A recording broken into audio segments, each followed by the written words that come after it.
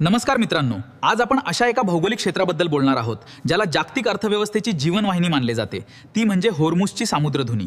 खरं पाहिलं तर ओमान आणि इराणच्या दरम्यान असलेला हा एक अरुंद पाण्याचा पट्टा आहे आणि महत्त्वाचं म्हणजे जगातील एकूण कच्च्या तेलाच्या व्यापारापैकी जवळपास 20 ते 25% व्यापार याच मार्गातून होतो आणि भारतासाठी तर हा मार्ग म्हणजे आपली ऊर्जा सुरक्षा किंवा एनर्जी लाईफलाईन आहे।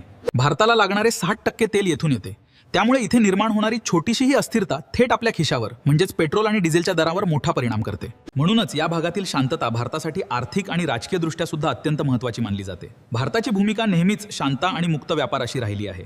या भागात इराण आणि अमेरिका किंवा इतर आखाती देशांमध्ये जेव्हा जेव्हा तणाव निर्माण होतो तेव्हा भारताची चिंता वाढते। भारत इथे कोणत्याही एका गटाची बाजू न घेता संतुलित मुत्सद्देगिरीचा वापर करतो। आपले इराण आणि अरब देशांशी असलेले संबंध आजही उत्तम असण्याची ही अत्यंत महत्त्वाची कारणे आहेत असं मला वाटतं।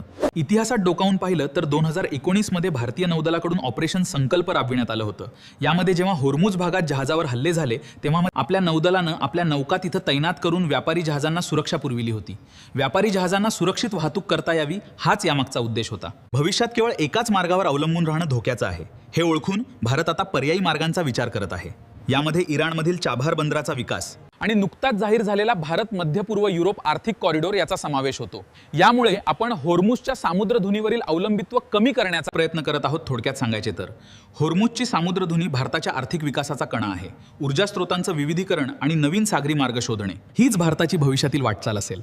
आपल्याला हा व्हिडिओ कसा वाटला हे कमेंटमध्ये कळवायला विसरू नका आणि चॅनल सबस्क्राइब केले नसेल तर लगेच सबस्क्राइब करा। धन्यवाद।